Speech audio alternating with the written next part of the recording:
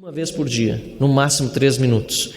Para uma casa com a história do parlamento brasileiro, uma casa que abrigou tantos históricos e longos, profundos discursos, isso precisa ser alterado o quanto antes, senhor presidente. Fica aqui, portanto, a mesa diretora a sugestão para que, quem sabe, utilizem-se os dias de segunda e de sexta-feira, onde não há votação de matérias, para que tenhamos de novo os grandes expedientes. Há exemplos daqueles que, por exemplo, Roberto Campos dava até não tanto tempo atrás, em comparação com o tamanho da história do nosso parlamento, e que muito abrilhantaram os trabalhos e os anais deste parlamento. Eu quero, senhor presidente, aproveitar também aqui, nesse pouco tempo que ainda me resta, para lamentar algumas declarações dadas pelo ministro do Supremo Tribunal Federal, ministro Edson Fachin, que de resto, aliás, tem sido um importante defensor da Lava Jato, já chego a este assunto, mas que, por outro lado, declarou em uma live que teria feito bem à democracia a participação do ex-presidente corrupto condenado por lavagem de dinheiro e corrupção, Luiz Inácio Lula da Silva, nas eleições de 2018, teria feito bem à democracia. Caro ministro Luiz Edson Fachin, nós sabemos que aquela foi sua defesa junto ao TSE à época, mas é preciso, para defender a democracia, dizer que o senhor esteve equivocado, tanto no seu voto como na sua live. Lula corrompeu a democracia, o PT corrompeu a democracia, comprando esse parlamento, comprovadamente, tanto no Mensalão como depois, reincidentemente, no Petrolão. Não faria bem nenhum à democracia a participação de Lula na última eleição. E aliás, sequer poder-se-ia dizer que faria bem ao Estado de Direito, pois a lei da ficha limpa é clara, não se pode concorrer a qualquer cargo eletivo aquele que condenado em segunda instância por tribunal colegiado nos crimes como os que o senhor Luiz Inácio Lula da Silva cometeu.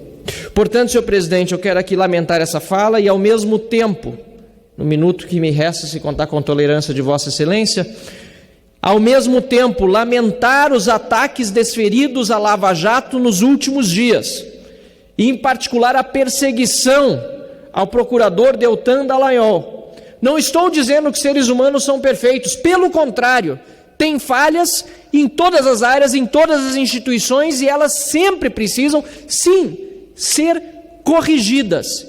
E não entendo, senhor presidente, que devamos passar a mão na cabeça sobre quem quer que seja. Tenho certeza que Vossa Excelência comigo concorda nisso. Mas tampouco podemos aceitar perseguições. E é isso que nós estamos vendo, com um processo em cima de processo, sobre uma figura tão importante para a história do combate à corrupção como o procurador Deltan, e que agora, felizmente, o Supremo interrompeu. Mas hoje à tarde, mais uma ameaça paira sobre sua cabeça, e não é apenas sobre ele como pessoa física, principalmente sobre o combate à corrupção e a Operação Lava Jato. Muito obrigado, senhor presidente. Obrigado, deputado. O deputado Ido Rocha está presente no plenário, mas, enquanto ele se organiza, vou chamar o deputado Coronel Tadeu, do PSL de São Paulo.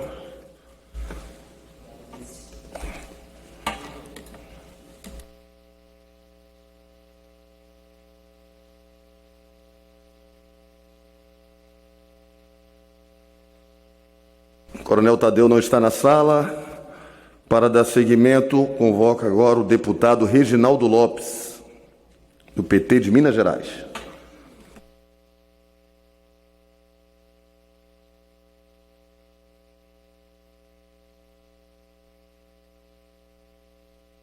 Também não se encontra na sala. Então, o deputado Vicentinho, PT de São Paulo. Senhor presidente, senhoras e senhores deputados, hoje os trabalhadores dos Correios entraram em greve. E por que entraram em greve, senhoras e senhores? Não por prazer, não entraram por alegria, mas entraram primeiro por causa de uma manobra dos Correios que, influenciando o presidente do Supremo Tribunal Federal, fez com que um acordo, uma convenção coletiva em pleno vigor, cujo prazo terminaria em 31 de julho do ano que vem, portanto, de 2021, foi antecipado esta validade para 31 de julho agora. Qual é a consequência?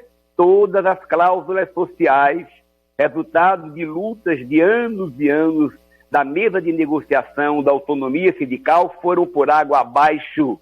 E esses trabalhadores estão abandonados em termos de direitos nas cláusulas sociais. Esse é o motivo principal pela qual os companheiros dos Correios entraram em greve. Essa postura do Bolsonaro de ir aos poucos destruindo os Correios, destruindo direitos dos Correios, essa postura do Bolsonaro de entrega do patrimônio público, aliás, nada tem a ver, inclusive nem com as Forças Armadas, que, na minha opinião, qualquer oficial deveria lutar arduamente contra a entrega do patrimônio para o estrangeiro. Não é a defesa da soberania nacional? Pois bem, esses trabalhadores que estão sobrecarregados, se contaminando e morrendo todos os dias, também por irresponsabilidade do Bolsonaro, não aguentaram. E no meio da pandemia, gritam: eu quero o direito de manter minhas cláusulas sociais. Não é possível que um acordo que foi feito entre o empresário, entre o patrão, entre o governo Bolsonaro e os trabalhadores dos Correios seja quebrado por uma decisão liminar. Isso é gravíssimo. E por essa razão eu presto aqui a minha solidariedade e espero que logo sentem à mesa para a busca de uma solução. Os Correios, com a sua importância social, vai aonde os grupos privados não vão. Aliás, os grupos privados de correspondência usam os Correios para mandar as encomendas via os Correios. A importância que essa instituição, que é lucrativa, não me venham com conversa fiada, é importantíssima para o Brasil, deve ser preservada. Por isso, não a privatização, não a destruição dos Correios e todo o apoio à luta dos trabalhadores que, neste momento, em greve, gritam pelos seus direitos. Obrigado, presidente. Obrigado, deputado. Retornando agora a palavra ao deputado Hildo Rocha, que está aqui em plenário. Muito obrigado, deputado Luiz Miranda, que preside a sessão neste momento. É com grata alegria que falo aqui no plenário, aqui na tribuna do plenário Ulisses Guimarães, com Vossa Excelência presidindo a sessão. Senhor presidente, eu quero lamentar a falta de hombridade do governo do Estado do Maranhão, do atual governo do Estado do Maranhão, que é governado pelo Flávio Dino. 2 candidatos dele a prefeito, que ele tem um consórcio de candidatos a prefeito em São Luís, se digladiaram para assumir a paternidade de uma obra que não é do governo do Estado em si, nem é também deles dois. Eles não tiveram a hombridade de reconhecer o trabalho do deputado Hildo Rocha, que foi secretário das cidades, assim como da governadora Rosiana Sarney, que foi a idealizadora de um projeto lá na Ponta do São Francisco, lá na Ilhinha, para construir vários prédios, agregando nesses prédios 256 apartamentos. 256 apartamentos para receber, para serem entregues aos ex-palafitados que residiam em moradias precárias ali próximo do onde foi construído, local onde foi construído os prédios onde estão os apartamentos. O terreno, quem conseguiu foi o deputado Hildo Rocha, com o SPU na época que eu era secretário das cidades. Inclusive teve uma confusão, porque alguns proprietários de apartamento ali não queriam que fossem construídos esses prédios, mas eu insisti, banquei e estão lá os prédios construídos. Assim como também apareceu um grileiro dizendo-se dono daquele terreno, quis ainda litigar com o deputado Hildo Rocha, então secretário das cidades. Quem conseguiu o recurso para construir esses prédios e foram iniciados na gestão da ex-governadora Rosiana Sarney, quem conseguiu o dinheiro foi o Hildo Rocha, secretário da cidade na época. E todo o projeto arquitetônico do local onde havia as palafitas foi do deputado Hildo Rocha. Contratei arquiteto, contratei engenheiros através de empresas que fizeram todos esses projetos, inclusive o projeto arquitetônico e de construção dos prédios que foram iniciados na nossa gestão. Mas eles não tiveram a hombridade de reconhecer. Mas eu reconheço a atitude do governador Flávio Dino de concluir a construção desses prédios. Ali as pessoas vão morar bem, já estão morando bem, morando com conforto, morando com dignidade, morando em um local onde a vista é muito bonita. É de frente para a Baía de São Marcos, de frente para a parte antiga da cidade de São Luís, portanto, de frente para o centro histórico da cidade de São Luís. Uma boa moradia, um bom local de morar, próximo aonde eles já moravam, que eram nas palafitas, e ali ficou perfeito para eles morarem, porque é onde eles trabalham. A maior parte trabalha na Ponta da Areia, trabalha no São Francisco, ou ali mesmo naquelas imediações. Portanto, foi um projeto bem elaborado, demoramos vários meses elaborando esse projeto quando eu era secretário da cidade. Agora, o que me assusta é a falta de hombridade do governo Flávio Dino em reconhecer o trabalho da ex-governadora Rosiana Sarney, que foi ela que teve a ideia de fazer aquele empreendimento, foi ela que me chamou e me mostrou aquela invasão, aquelas casas, aquelas palafitas que eram inadequadas para aquelas famílias e também fazia feio para a cidade, uma área bonita de São Luís com aquelas casas todas de madeira. Portanto, quero aqui lamentar, senhor presidente, a atitude do governo Flávio Dino, a falta de hombridade em reconhecer o trabalho do deputado Hildo Rocha como secretário das cidades e da governadora Rosiana Sarney. Foi graças ao nosso trabalho, foi graças à nossa iniciativa, foi graças à nossa ideia que estão lá, 256 ex-palafitados morando hoje muito bem. Muito obrigado, senhor presidente. Obrigado, deputado Hildo.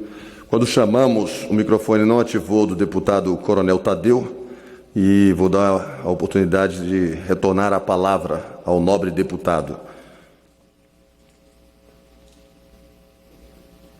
Tem que habilitar o microfone, deputado. Perfeitamente, senhor presidente, já está ativado. Primeiramente, um bom dia, uma boa tarde a todos os nossos colegas, ao senhor presidente que está conduzindo essa sessão. Presidente, hoje eu queria falar de uma empresa que tem aproximadamente 90 mil funcionários aqui no estado de São Paulo e os números da produção dessa empresa são estarrecedores de bom. A produção dessa empresa é algo que salta aos olhos. A empresa se chama Polícia Militar do Estado de São Paulo. Hoje pela manhã eu tive a grata notícia de que essa empresa, Polícia Militar do Estado de São Paulo, através de seus funcionários, que são policiais militares, chegaram à impressionante marca no mês de agosto de apreensão de 143 toneladas de drogas. 143 toneladas.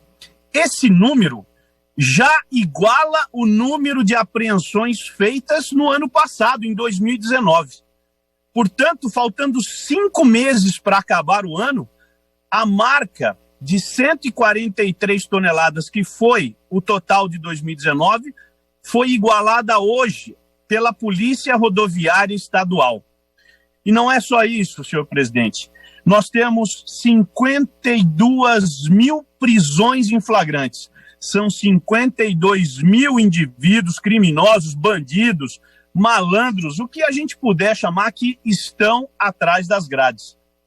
E, apesar de toda a pandemia, esses números são reconhecidos por instituições que era o zer e vezer em atacar o trabalho da Polícia Militar, como, por exemplo, o Instituto Sou da Paz, que até tem uma matéria hoje no Estadão que elogia o trabalho da Polícia Militar e reconhece que todos os índices criminais, apesar da pandemia, baixaram.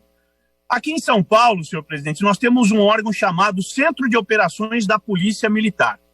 Esse centro de operações não parou. A demanda continua alta e são 2.500.000 chamadas por mês. 2.500.000. Para finalizar, eu quero mandar um abraço para todos os policiais militares que participam dessa produção. são cerca de 85 mil policiais militares na ativa, que eu faço questão de cumprimentar a todos pelo que vem fazendo pela sociedade paulista e paulistana. Mas tenho que dizer que essa empresa chamada Polícia Militar do Estado de São Paulo, infelizmente, de todas as outras 26 que compõem o nosso querido Brasil, é a que pior recebe. É o pior salário ainda. Então, portanto, que possamos reconhecer o valor desses homens que tanto têm feito por São Paulo e pelo Brasil. Obrigado, presidente. Obrigado, nobre deputado. Agora com a palavra o deputado Reginaldo Lopes, que também, quando chamamos, o microfone não ativou.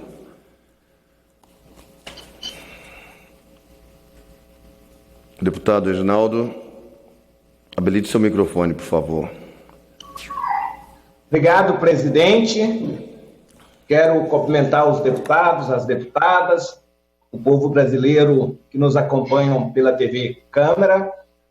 Eu quero iniciar falando da necessidade de uma mobilização do conjunto de deputados e deputadas, mas da sociedade civil, para defender o orçamento das universidades federais, dos institutos federais e da educação brasileira. Há uma previsão que no orçamento de 2021 vai sofrer um corte de mais de 4 bilhões de reais na escola básica, mas também nas universidades e nos institutos. Nós estamos num momento que é divisor de água.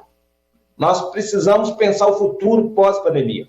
E eu tenho dito que o antigo normal não interessa a ninguém, não interessa ao povo brasileiro.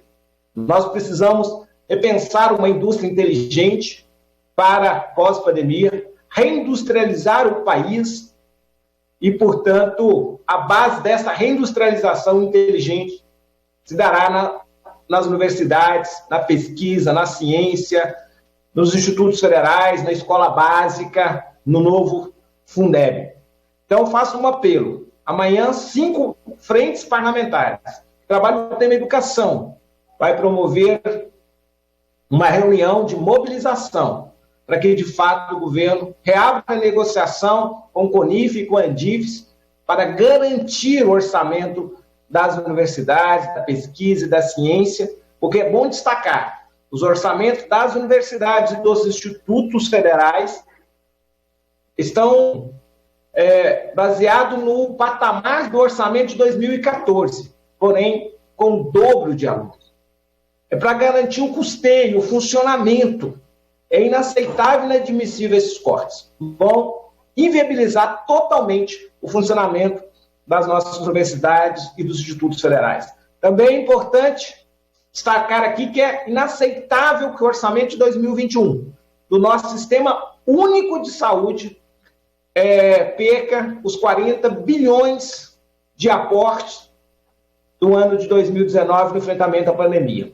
Porque nós criamos uma estrutura mais adequada para o financiamento do Sistema Único de Saúde, em especial para o custeio da terapia intensiva, que sofre vários outros procedimentos, o chamado subfinanciamento do Sistema Único, mas que compromete o funcionamento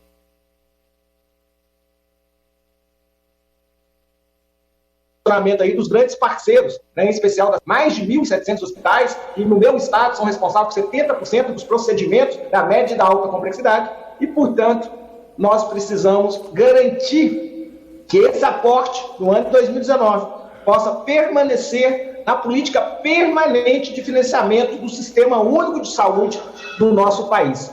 Portanto, nós queremos fazer aqui um apelo. Concluir, deputado. Nós precisamos debater esses dois temas para que a gente fazer um país onde o Estado assuma responsabilidade maior no campo da educação e no campo da saúde pública. Obrigado, presidente. Obrigado, deputado. Agora, com a palavra, o deputado Arlindo Chinaglia.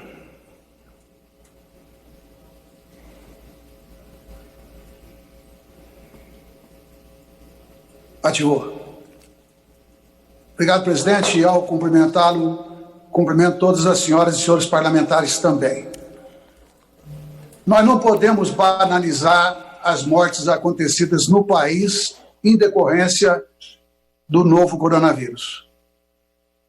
Os 108.536, segundo os últimos informes pela imprensa, não são números, são pessoas. São pais, são mães, são filhos, são amigos. E eu quero, então, como tenho feito, homenagear todos aqueles que morreram. E me solidarizar com todas as famílias. Mas hoje eu me sinto no dever pessoal, moral, de fazer homenagem a um jovem que morreu aos 33 anos de idade há 2 dias atrás. Completaria 34 anos nesta próxima sexta-feira. Foi deputado federal na Câmara na última legislatura. Me refiro ao jovem alegre, solidário, Caio Nárcio, com quem fiz amizade, e a partir da amizade que fiz com seu pai, o também ex-deputado federal Nárcio Rodrigues, que foi vice-presidente, primeiro vice-presidente da Câmara Federal. Na época eu exerci a presidência. A nossa homenagem vai para o Caio. Nosso abraço solidário vai para o Nárcio e toda a família, sabendo que diante da morte nós não temos o poder e, portanto, nos resta guardar na memória tudo aquilo que nós consideramos a respeito de cada um dos próximos, como me foi muito próximo o Caio Nárcio. Dito isto, o que nós observamos? O Brasil mantém uma estabilidade, porém, de mortes por coronavírus. Mantém também outra estabilidade ruim, que é a manutenção da alta contaminação. Encerro lamentando que o governo esteja pensando em reduzir, frente ao que foi aprovado para a saúde no início deste ano, sem a pandemia, querem reduzir 7 bilhões. Se comparado com o dinheiro disponível hoje, querem reduzir 40 bilhões. Isso é loucura pura. Nós temos que defender a saúde e a vida do povo brasileiro. Obrigado, deputado. Com a palavra agora, a deputada Benedita da Silva.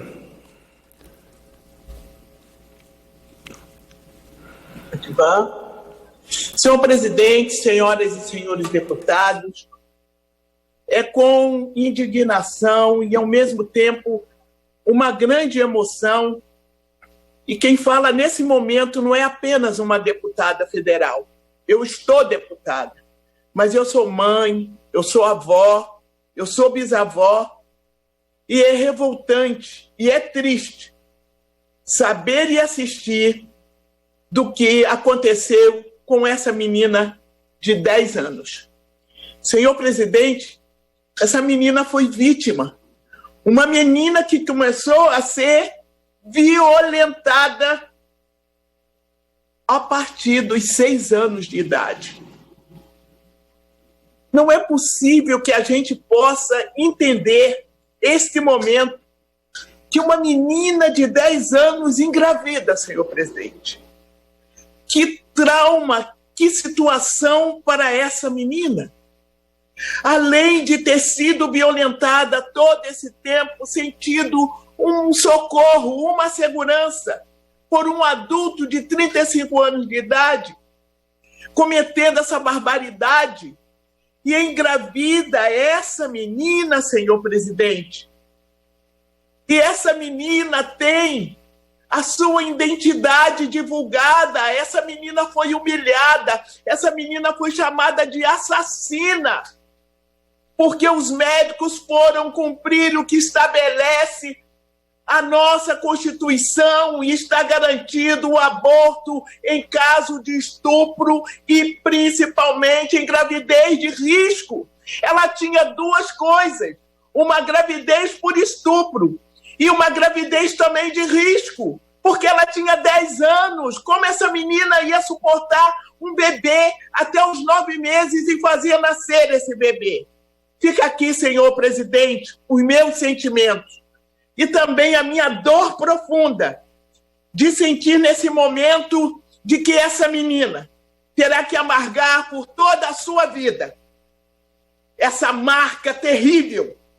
E nós não podemos ensinar a nossas filhas e dizer que esta menina deveria ser ensinada a entender que a gravidez dela era apenas um dói na sua barriguinha e que passaria como se ela fosse um animal, e a gente cuida muito bem dos animalzinhos no seu momento de gravidez.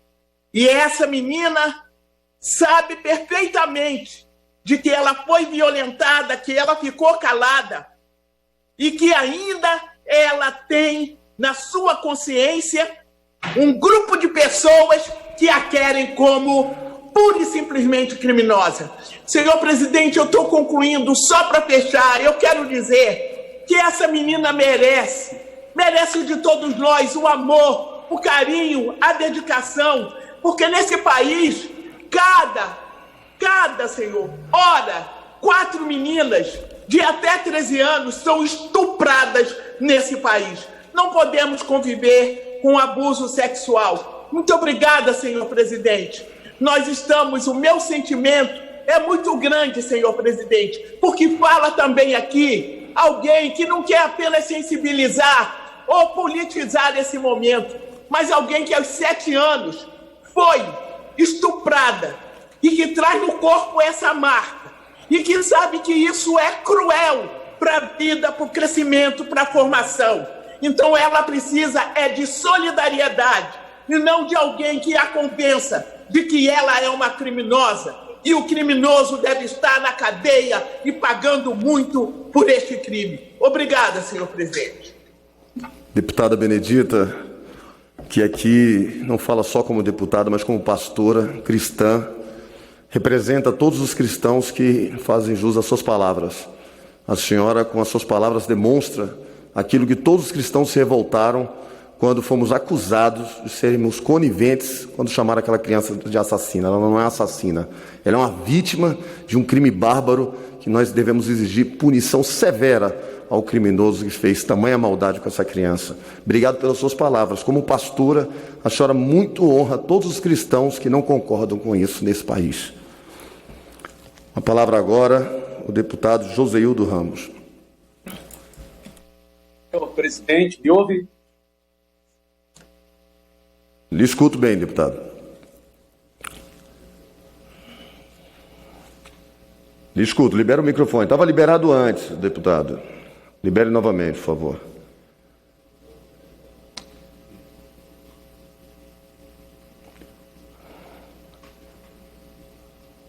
Deputado Zeildo. Ainda tem que liberar o microfone, deputado, por favor. Dá uma olhadinha aí no seu equipamento. Isso. Senhor presidente, senhoras e senhores deputados, eu estou hoje manifestando o meu pesar e também a minha indignação com 108 mil mortes de brasileiros, irmãos. E nesse momento, cada um de nós, indignado também, passa a conhecer aqueles que estão morrendo na proximidade de cada um. E para piorar a nossa angústia, o nosso sofrimento, o Brasil empresta o seu maior grupo de risco, que nasce da desigualdade crônica do nosso país. É o preto, pobre, favelado, é a mulher preta, pobre, favelada. Ainda a emenda constitucional 95, tanto para a esquerda ou para a direita, para qualquer administração deste país, ela inviabiliza a manutenção do sistema de proteção social que está no texto da Constituição Cidadã. Ela comprime gastos de saúde, de educação, de assistência e de desenvolvimento social. Entre 2019 e agora 2020, ela retirou mais de 22 bilhões de reais do SUS. Sim, por conta da PEC dos gastos. E o que é pior, a execução e a estimativa orçamentária de 2019, 2020, se somarmos a execução da saúde e da educação e compararmos com o que se previu e que se gastou para a defesa com gastos militares, saúde e educação tiveram menos investimentos do que a defesa militar. Ora, o nosso país não tem conflito, o nosso país tem uma tradição pacífica. Não há possibilidade nenhuma da gente achar que é natural, morrendo 108 mil brasileiros, com a ausência da liderança do Ministério da Saúde, que perdeu credibilidade entre nós e fora do país, a gente não pode trabalhar com essa prioridade. Isso demonstra que não existe um projeto de nação para todos nós brasileiros. Isso demonstra de que é preciso parar para pensar que depois da pandemia não será o mercado nem a iniciativa privada que vai recuperar a nossa economia.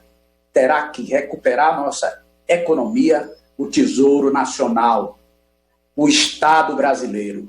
Por isso, senhor presidente, o nosso manifesto de repúdio a essa triste realidade. Obrigado, deputado. Agora com a palavra o deputado Fábio Tradi.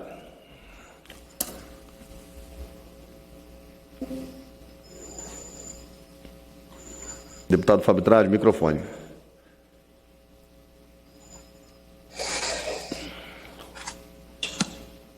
Senhor presidente, está me ouvindo? Agora eu lhe escuto bem. Muito obrigado. Senhor presidente, senhoras e senhores parlamentares, o advento da pandemia virou o mundo do avesso. Então, é importante que nós nos condicionemos à adaptação a este novo tempo. Então, eu vejo, por exemplo, alguns movimentos políticos do ministro Paulo Guedes, e eu acho que é importante, pelo menos, deixar claro que ele precisa se reinventar diante do que está acontecendo no mundo. Não existe nada mais antagônico, não existe nada mais antinômico, nada mais incongruente do que o ultraliberalismo com a pandemia. Aliás, se não fosse o Estado brasileiro, hoje o Brasil presenciaria cadáveres insepultos nas ruas. Nós não podemos permitir agora, no momento em que a sociedade pede a presença do Estado, que a agenda ultraliberal avance. Portanto, ou o ministro Paulo Guedes se reinventa, ou ele se adapte a estes novos tempos, ou as circunstâncias vão engoli-lo. Taxar livros, o livro é alimento da alma. O livro tem que ser subsidiado pelo Estado brasileiro. Ele não pode ser tributado, taxado. Então, é preciso que, nesta reforma tributária, senhor presidente e nobres parlamentares, tenhamos que levar em consideração os efeitos impactantes deste dado denominado pandemia que ninguém esperava e que virou o mundo do avesso, repito. Nós estamos hoje vivenciando ainda um certo grau de qualidade civilizatória na sociedade brasileira graças ao SUS, o Sistema Único de Saúde, graças às virtudes do Estado público. Então, tornar o Estado microscópico, fragilizar o Estado público, desidratar o Estado brasileiro, não é a melhor saída. Por isso, eu quero também prestar a minha solidariedade a todos os trabalhadores dos Correios, a empresa dos Correios precisa ser aperfeiçoada, privatizada não. Ela precisa ser fortalecida e não entregue ao mercado. A minha solidariedade à greve dos trabalhadores dos Correios. Muito obrigado, senhor presidente. Obrigado, deputado Fábio. Agora com a palavra o deputado Márcio Gerri.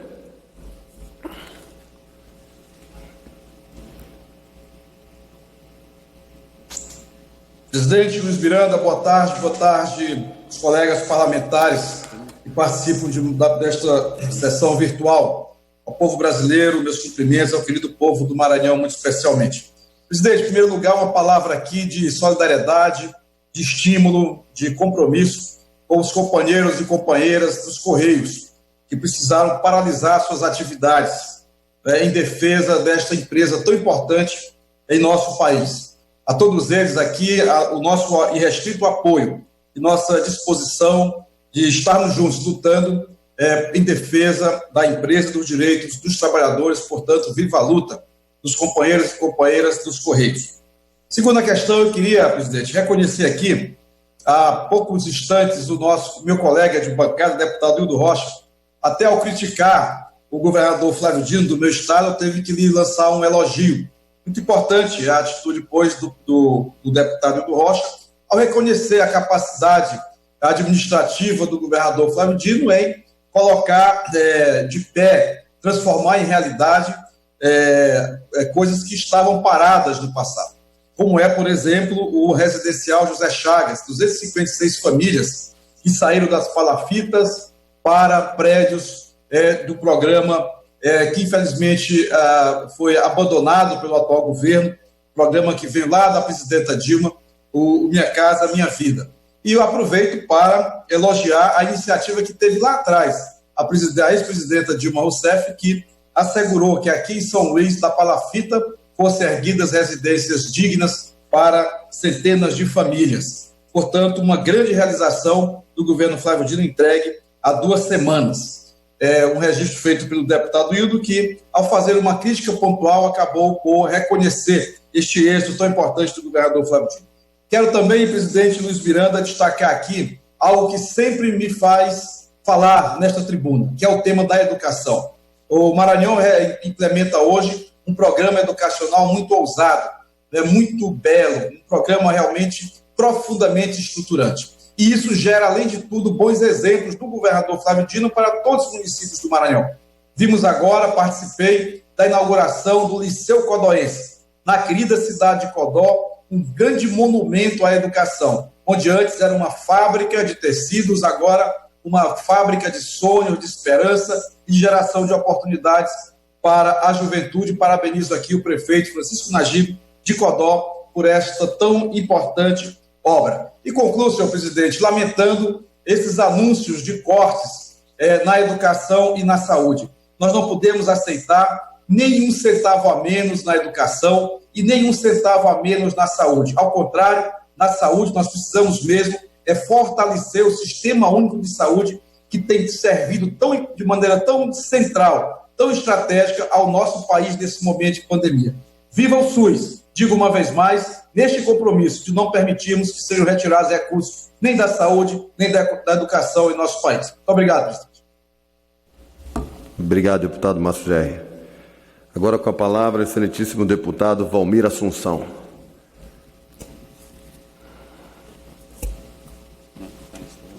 Não está na sala o deputado Valmir? Então, convido agora o deputado Pompeu de Matos. Esse está sempre online. Pompeu é trabalhador igual eu.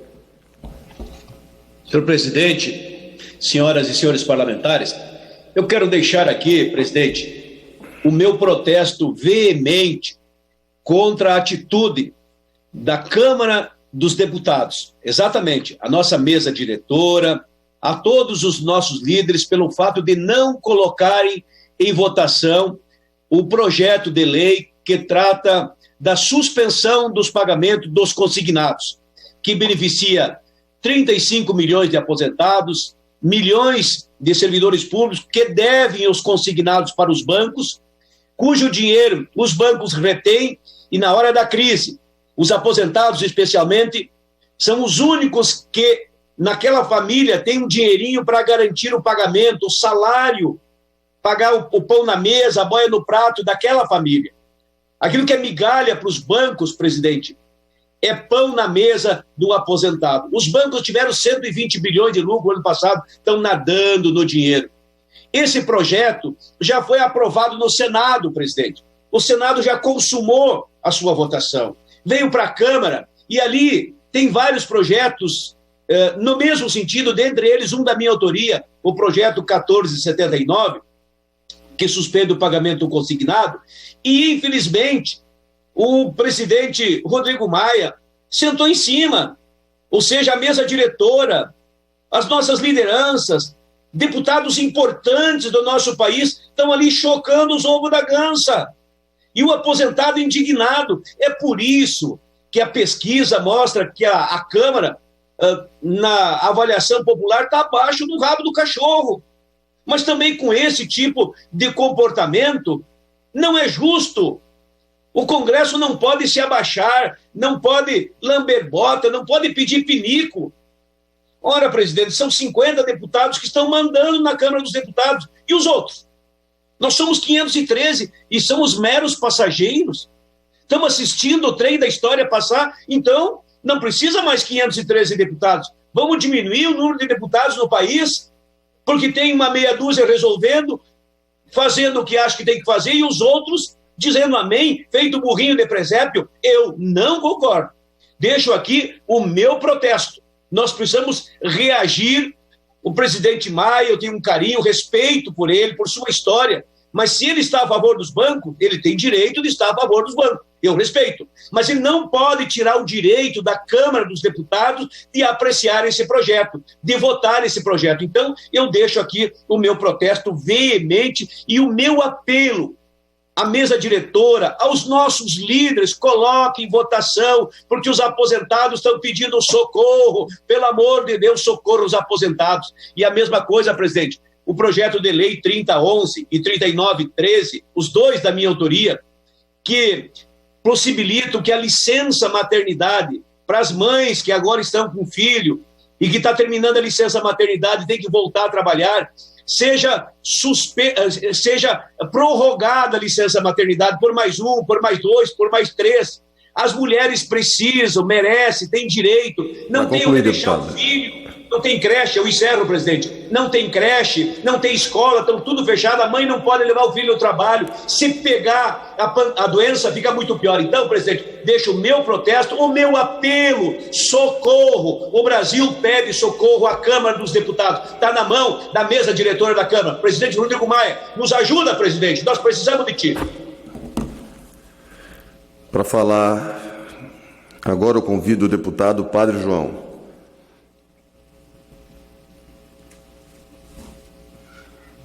Senhor presidente, colegas deputadas e deputados,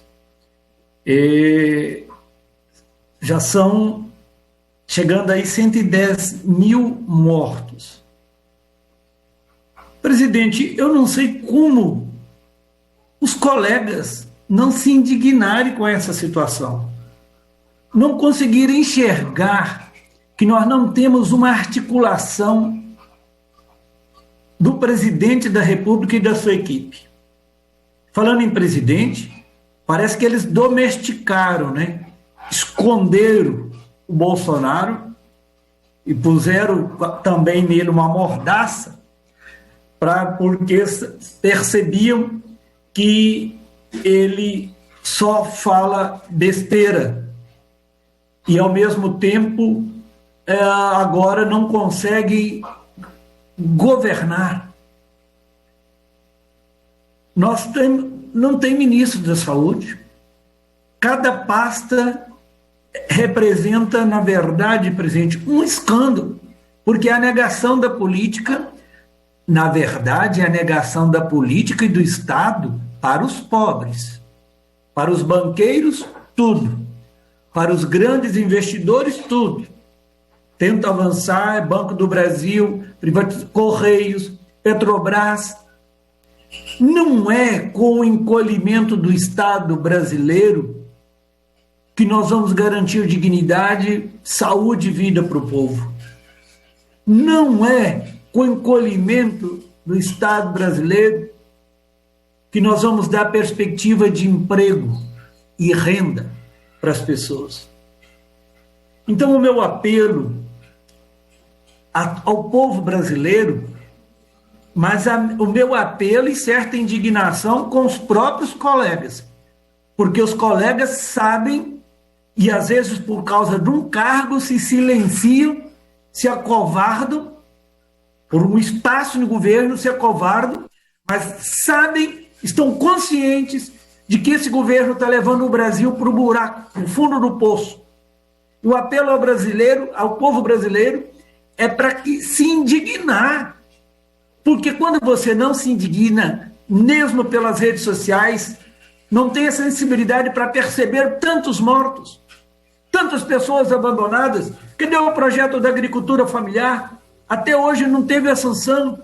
E olha ainda que vai vir com vetos indígenas, os projetos importantes que nós votamos, os vetos esvaziaram também os projetos, desidratou a lei. Então, é o nosso apelo. Ou nós vamos nos indignar, ou o nosso silêncio vai ficar na história e nos marcar como covardes, e porque insensíveis a tanto desmando, insensível aí à morte, insensível ao que, a essa situação de estar levando o Brasil para o fundo do poço. Muito obrigado. Com a palavra agora o deputado Edmilson Rodrigues. Boa tarde, presidente. Boa tarde. Ontem, presidente, dia 17 de agosto, o Brasil, que tem muitos motivos para comemorar, comemorou o Dia Nacional do Patrimônio Histórico e Artístico. O Brasil é uma referência mundial quando se trata desse tema, e por isso, os que estudam a história, os que planejam as cidades, os que estudam território, geógrafos, arquitetos, historiadores, antropólogos e tantos outros brasileiros apaixonados pelo Brasil e convictos de que sem memória, sem respeito à história, não há possibilidade de futuro, de dignidade, comemoraram o Dia do Patrimônio. É bom lembrar que o dia 17 é uma homenagem a Rodrigo Melo Franco de Andrade, que durante 30 anos dirigiu o IPHAN desde a sua fundação. O IPHAN foi criado em 1937, mediante um decreto-lei de número 25. E esse decreto transformou o IPHAN numa potência, referência mundial, hoje com ligações praticamente orgânicas com a Unesco, com o Conselho Internacional dos Monumentos e Sítios, com o Conselho Internacional de Estudos para a Conservação e Bens Artísticos, de modo que muitos brasileiros são autoridades técnico-científicas por conta da existência do IPHAN e a presença de vários estudiosos e várias pessoas dedicadas à memória do nosso país, entre as quais Rodrigo Melo Franco, que completaria 100 anos em 1998, por isso o dia 17 de agosto passou a ser o Dia Nacional do Patrimônio Histórico e Artístico e Cultural Brasileiro. São 45 mil bens tombados pelo IPHAN e 25 bens de várias espécies reconhecidos como patrimônio mundial, o que possibilita, com um bom planejamento, aumentarmos, inclusive, as divisas brasileiras com aumento de do turismo, entre outros aspectos, inclusive da ciência, da tecnologia, porque as universidades estão voltadas ao estudo da memória. Não há possibilidade de avançarmos para um futuro justo e feliz sem identidade. E patrimônio histórico e artístico é possibilidade de afirmarmos uma identidade enquanto nação e exercermos o nosso direito ao uso do território para transformá-lo num grande abrigo para o nosso povo. Portanto, parabenizo o Brasil, o povo brasileiro, pela riqueza do seu patrimônio histórico. Parabenizo o CAU, o Conselho de Arquitetura e Urbanismo do Brasil, e o seu presidente, Luciano Guimarães, que lançou uma manifestação sobre o tema, e quero fazer um apelo para que o projeto de lei de número 2396, concluindo, presidente, do deputado Fábio Chiorec, ele seja cuidadosamente pensado. Se possível, inclusive, seja retirado para que se debata mudanças num decreto-lei de 1937, que tem sido aperfeiçoado por várias resoluções e que uma mudança brusca pode trazer muitos irreversíveis prejuízos à memória histórica, ao patrimônio histórico artístico nacional, inclusive o patrimônio natural. Muito obrigado, presidente.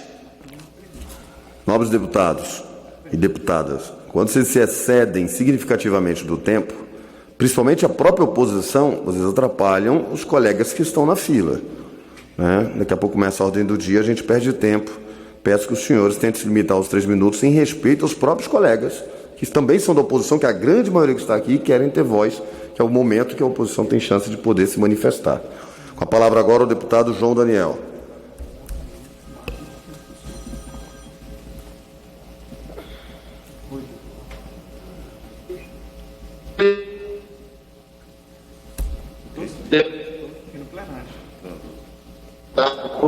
E dizer que ontem de Bolsonaro.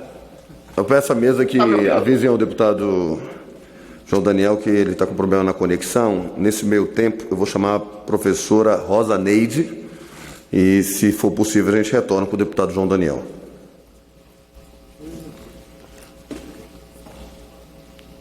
Deputada Rosa Neide. Tem que habilitar o microfone, deputada.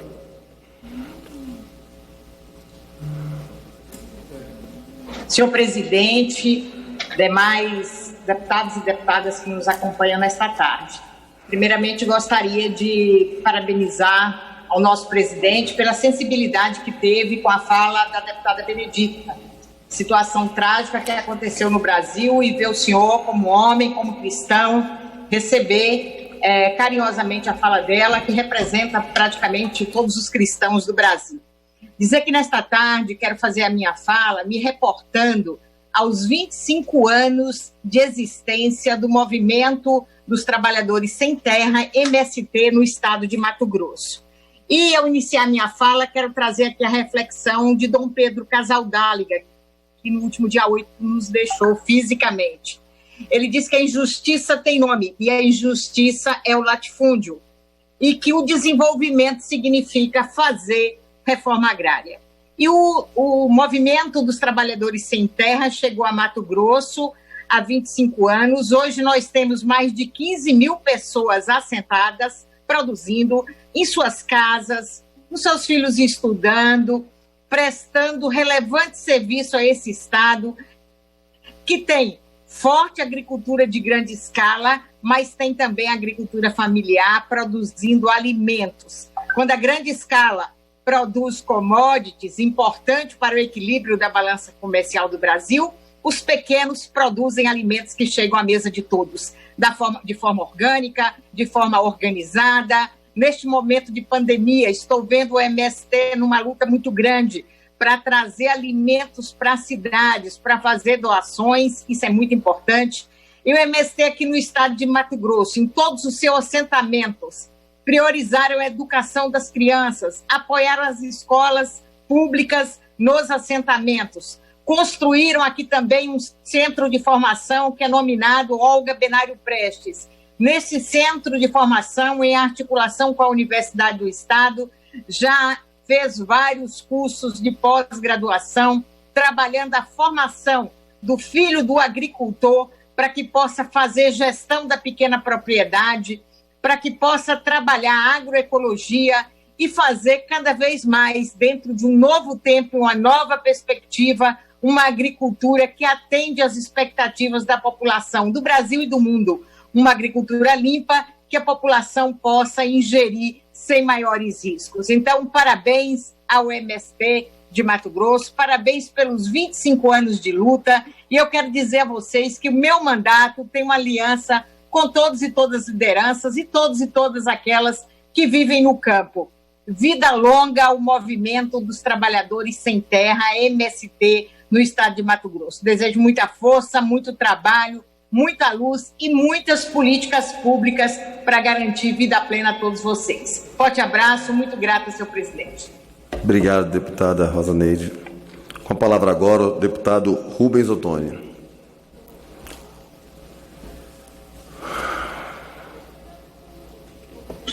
Senhor presidente, ilustres deputados e deputadas, povo brasileiro que nos acompanha nesse instante pela TV Câmara, uma informação divulgada pelo jornal Estado de São Paulo deste início de semana, ela chega como uma verdadeira denúncia.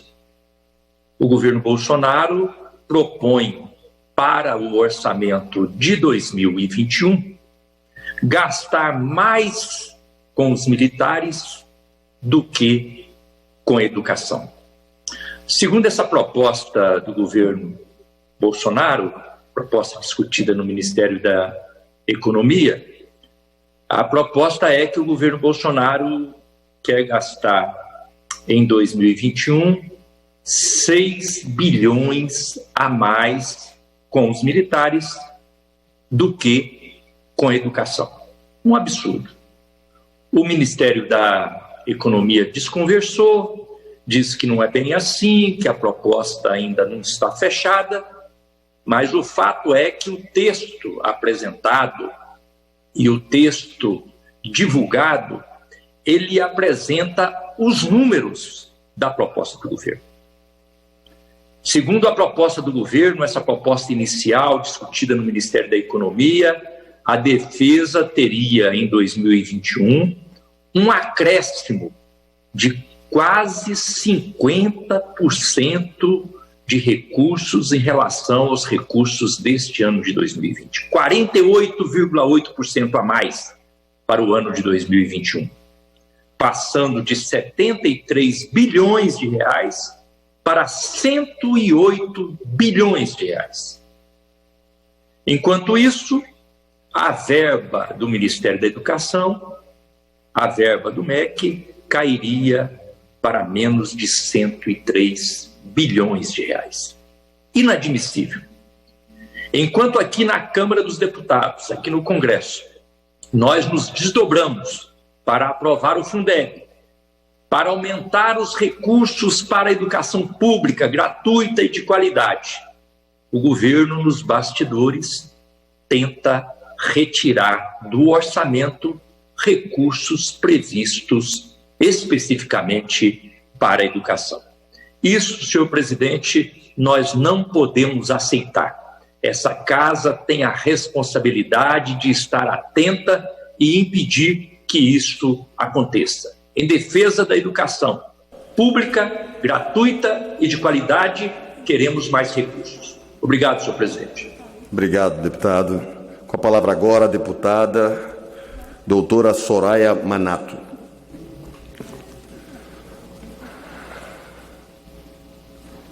Boa tarde, senhor presidente Luiz Miranda. É um prazer falar com o senhor. Muito obrigado pela palavra.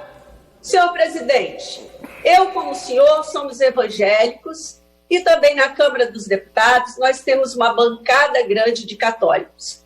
Pois bem, pastor, padre, rabino não pode falar sobre política com seus fiéis. Isto é, liberdade de expressão será proibida para esse segmento se depender do ministro Edson Fachin. Esse mesmo ministro liberou campanha política por professores dentro das universidades. E agora vem com essa de abuso de poder religioso das igrejas junto a seus fiéis. Lembrando que tanto as universidades quanto as igrejas são ambientes públicos. A liberdade de pensamento e de expressão é garantida a qualquer um pela Constituição Federal, desde que a pessoa não se esconda no anonimato. Então, em nome desse direito garantido pela Constituição Federal, os juízes do Supremo foram a favor, por unanimidade, dos professores serem livres para fazer campanha eleitoral dentro das salas de aula. No Código Eleitoral não existe esse crime de abuso de poder religioso que o ministro Fachin quer criar. Então, vemos com isso 2 pesos e 2 medidas aplicadas sobre o conceito de liberdade de expressão política. Essa tese proposta parece fazer parte do movimento revolucionário marxista, que é acabar principalmente com a família e a religião.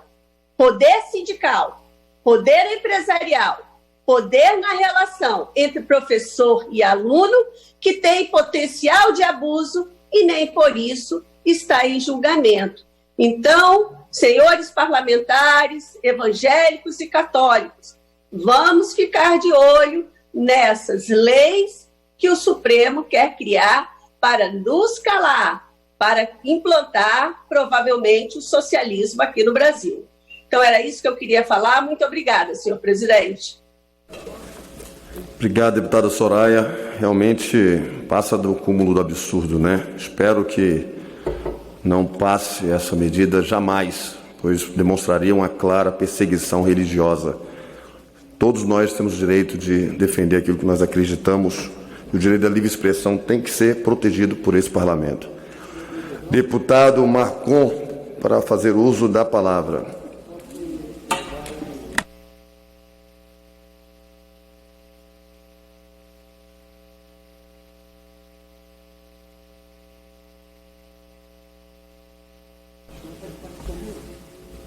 Encontraram o deputado Marcon? Não. Deputado Camilo Capiberibe.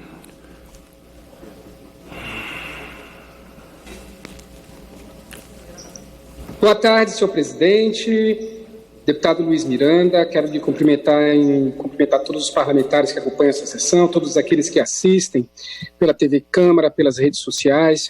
O que me traz à tribuna na tarde do dia de hoje é que matéria publicada ontem no site G1 aqui do Amapá mostra que a contaminação de profissionais da área de saúde pela Covid-19 aqui no estado do Amapá, no momento em que os números divulgados, eles mostram uma queda de infecções e também uma queda da mortalidade, apesar dos números expressivos, sim, inaceitáveis, intoleráveis de mortos infectados no Amapá. Nós tivemos, enquanto esses números caem, um número que aumentou 41% dos profissionais da saúde. Isso revela caso do poder público, seja estadual ou municipal, né, principalmente o governo do estado, do governador Valdez Góes, que é negligente, é omisso, deixou o nosso estado ser o estado com a maior incidência de coronavírus do Brasil, e o prefeito de Macapá, Clécio Luiz, que tem os maiores contingentes de profissionais trabalhando, tanto para a Prefeitura Municipal de Macapá, para o governo do estado. Então é lamentável, quero me solidarizar com os profissionais da saúde. Nós já tivemos 19 profissionais da saúde que morreram aqui no Amapá, uma taxa de letalidade de 2,23%. Então é muito triste. Nesse contexto, o governo do estado, o governo Valdez, encaminhou uma proposta de reforma da Previdência sintonizada com o que prevê o ideário neoliberal do presidente, que não é neoliberal, mas tem um ministro que é neoliberal, Paulo Guedes, e Jair Bolsonaro, a dupla Jair Bolsonaro e Paulo Guedes, que trabalham para desmantelar e destruir o Estado brasileiro e também os direitos dos trabalhadores. O governador Valdez, que apesar de ser do PDT de Leonel Brizola, durante a campanha eleitoral, mimetizou vergonhosamente o então candidato e hoje presidente Jair Bolsonaro. Então, vergonha para o governador que, no meio de uma pandemia, onde não existe espaço para debate, leva à apreciação da Assembleia Legislativa uma reforma da Previdência, endurecendo as regras, retirando direitos. Vergonha pela negligência que abandona os profissionais da saúde no momento em que eles estão na linha de frente, são os heróis nesse trabalho. Finalmente, senhor presidente, quero registrar que aconteceu ontem aqui no Amapá e em mais 3 estados da federação, a Operação Conluio, que é uma continuação da Operação Terras Caídas, que é a pura grilagem. Nós temos aí na lista de projeto de nossa autoria, PL 6286, de 2019, que prevê a criminalização da grilagem. Vamos botar na cadeia quem rouba a terra pública e quem ajuda, seja do poder público, seja iniciativa privada, seja cartório, quem rouba a terra pública, padrão, tem. Então, parabéns para a Polícia Federal por esse combate e vamos acabar com a grilagem na Amazônia. O meu estado, infelizmente, tem sido um foco terrível desse crime vergonhoso e tolerado pelas autoridades do nosso Brasil. Precisamos acabar com isso. Muito obrigado, senhor presidente. Obrigado, deputado. Com a palavra agora a deputada Jandira Fegali. Deputada Jandira. Senhor presidente, me cumprimento também os colegas de parlamento e quem nos acompanha. Presidente, é claro que muitos são os dramas do país nesse momento, mas como mãe, como mulher parlamentar, como cidadã, não posso deixar de tratar, como as parlamentares que me antecederam, do drama que todo o país acompanhou esta semana, particularmente nos últimos dias, sobre a menina, a chamada menina, porque menina é o que ela é, que foi estuprada inicialmente na primeira infância. 6 anos, senhor presidente, 6 anos. Quem tem filha sabe do que eu estou falando e sabe do significado disso. E a partir dos 6 anos até os 10 anos, essa menina não deve nunca ter sequer menstruado. Foi engravidada antes de ver a sua primeira menstruação. Essa menina que foi estuprada sequenciadamente e que foi chamada de criminosa por alguns fundamentalistas que certamente não representam o conjunto dos cristãos das diversas religiões desse país, certamente não representam, e que foi levada ao hospital por uma dor abdominal. Sua família, pobre, negra, do interior do Espírito Santo, que se não percebeu o que ocorria, foi surpreendida nesse hospital, ou se percebeu, negou, ou por diversas razões não conseguiu encarar o que ocorria com essa criança, e que nesse momento virou a vitrine de um processo que ocorre neste país com milhares de outras meninas. Segundo dados hoje expostos, inclusive na imprensa, por um jornal de grande circulação, e segundo dados do SUS, 6 abortos ocorrem por dia de meninas entre 10 e 14 anos.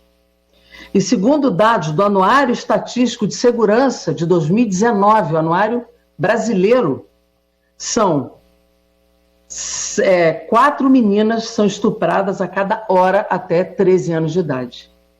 O Brasil precisa se movimentar, o Brasil precisa se mobilizar, o Brasil precisa entender o que ocorre nesse chamado Brasil profundo. Não é possível que a gente não consiga encarar uma situação dramática como essa. Eu quero aqui expressar a minha indignação em relação à ministra Damares, deste governo, que esteve no Espírito Santo para tentar obstruir a solução que foi dada corretamente, segundo a Constituição, o Código Penal e as leis, para esta menina, que foi a interrupção dessa gravidez. Quero aqui me indignar quanto a essas pessoas, esses grupos que tentaram impedir também a decisão que foi dada e também a solução que foi dada. Quero aqui lamentar a recusa da equipe do Hospital Universitário do Espírito Santo, que, sob o argumento técnico, não realizou o procedimento. Mas quero também homenagear o magistrado do Espírito Santo, o procurador do Espírito Santo, o governo do Espírito Santo, através do secretário de Saúde, Inésio Fernandes, e do governador Renato Casagrande, que não só naquele momento teve uma postura firme, como já também conseguiu prender o estuprador. E quero também homenagear as mulheres que se manifestaram no país inteiro, particularmente em Recife, mas também o doutor Olimpo, do Hospital Universitário de Recife. Eu quero dizer, senhor presidente, que nós precisamos nos mobilizar com sentimento, mas nos mobilizarmos também diante de uma política pública brasileira que precisa se instituir, defendendo a criança, defendendo a infância, defendendo a juventude, defendendo a vida dessas meninas, de tanta criminalidade, de tanta violência, de tanta crueldade que ocorre nesse país. E esse Congresso precisa se movimentar, a justiça brasileira precisa se movimentar para prevenir esses malfeitos, essa violência, essa crueldade que ocorre sobre a infância brasileira e sobre a vida das mulheres brasileiras. Parabéns pelas palavras, deputada Jandira. Com a palavra agora o deputado Rogério Corrêa.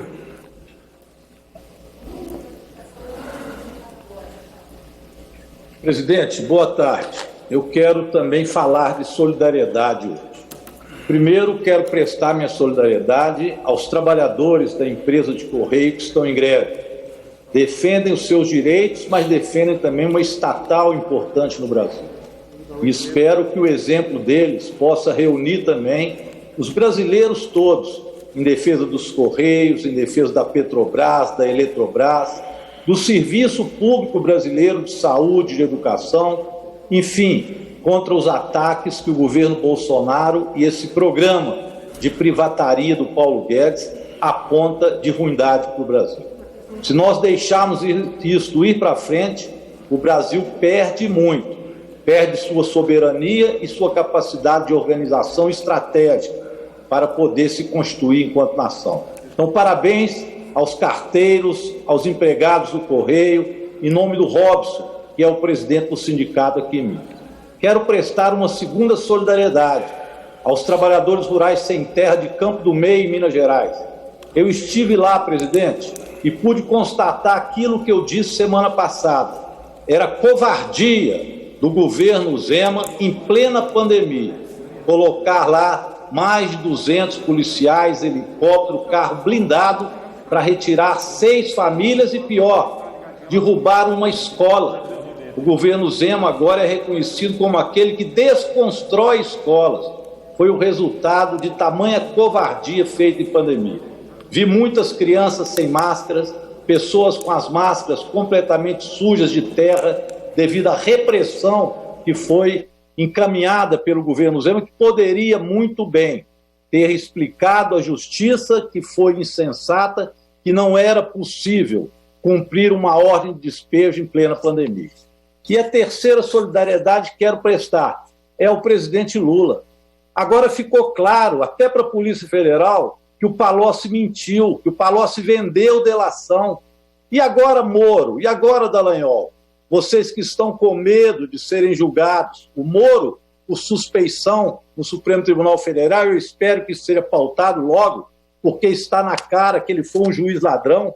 E o Dallagnol, que agora tem medo do Conselho Nacional do Ministério Público e corre para as saias do Supremo Tribunal Federal para tentar que não seja investigado, logo ele, que tanto perseguiu as pessoas, tanto perseguiu o presidente Lula. Fica minha solidariedade ao Lula, esse guerreiro ex-presidente que tanto fez pelo Brasil e que foi preso injustamente para justificar um golpe no Brasil. Um golpe que tem agora em Bolsonaro o presidente pós-golpe. Aquele que destrói o Brasil com privatarias, como eu comecei dizendo, mas também com muito obscurantismo, autoritarismo e ultraliberalismo. São as facetas de um governo conservador pós-golpe. Minha solidariedade aos trabalhadores do Correio, aos trabalhadores rurais sem terra e ao ex-presidente Luiz Inácio Lula da Silva. Muito obrigado. Deputada, quem é o próximo aqui? Ivan Valente. Ivan Valente. Depois do Ivan Valente, eu vou iniciar a ordem do dia. Senhor presidente, senhoras e senhores deputados, primeiro também queria manifestar minha total solidariedade aos trabalhadores dos Correios contra a privataria e em defesa dos seus direitos. Mas queria também dizer que aqui no estado de São Paulo se promove um verdadeiro desmonte dos órgãos públicos pelo governador Dória, que é o projeto de lei 529 de 2020, que quer simplesmente extinguir 10 autarquias e fundações, entre elas o IPESP, o Instituto de Terras, a Fundação Parque Zoológico, a Fundação do Remédio Popular, a Empresa Metropolitana de Transportes Urbanos e mais. Eles querem passar a faca nas verbas da Fundação de Amparo à Pesquisa do Estado de São Paulo, reconhecida internacionalmente, a FAPESP, e também recurso das 3 universidades públicas federais, uma das mais reconhecidas do Brasil e no mundo, mais de R$1 bilhão, porque ele quer passar, inclusive, tudo que for superavitário, como é o caso da FAPESP, né, para esse dinheiro que está investido a longo prazo em pesquisa, e isso mostra o total desconhecimento de Dória de como se desenvolve a pesquisa. Ele quer passar para o Tesouro Estadual para pagar pensões, aposentadorias e até salários de funcionários públicos. Isso é um verdadeiro crime contra a ciência. Por isso nós estamos nos somando a todos esses servidores, no caso 6 mil, no caso do ITESP, aqui no estado de São Paulo, que faz um trabalho de regularização de terras exemplar, que já assentaram mais de 45 mil famílias aqui. Tudo isso é uma destruição do Estado e faz parte da lógica do ajuste fiscal.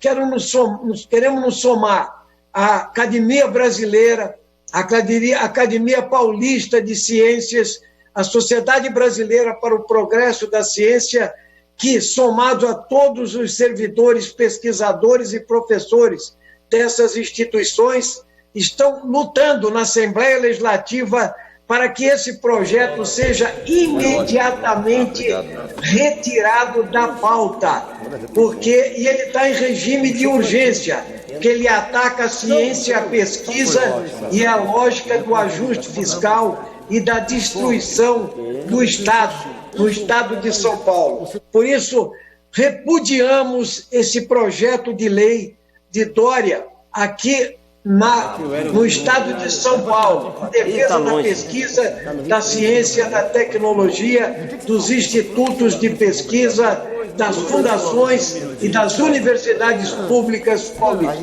Obrigado, presidente. Obrigado, deputado. A lista de presença registra o acesso de 347 senhoras deputadas e senhores deputados no Infoleg parlamentar. Está aberta a sessão deliberativa remota. Sob a proteção de Deus e em nome do povo brasileiro, iniciamos os nossos trabalhos. Nos termos do parágrafo único do artigo 5º do ato da mesa número 123 de 2020, fica dispensada a leitura da ata da sessão anterior. Passa-se a ordem do dia. Eu tenho informação, queria pedir atenção às senhoras, senhores líderes, que no projeto item 5 da pauta, projeto de lei número 1485 de 2020, de autoria da deputada Adriana Ventura e outros, há acordo sobre esse tema. Então eu gostaria, com a concordância dos líderes, de iniciar com esse projeto. Depois nós entramos na medida provisória 958 e aí vamos ver como vai o desenvolvimento da sessão para darmos continuidade então à pauta. Haja vista que esses dois, pela informação que tenho, são os dois que têm mais acordo entre os líderes. Gostaria de ouvi-los, se está tudo bem, os deputados que estão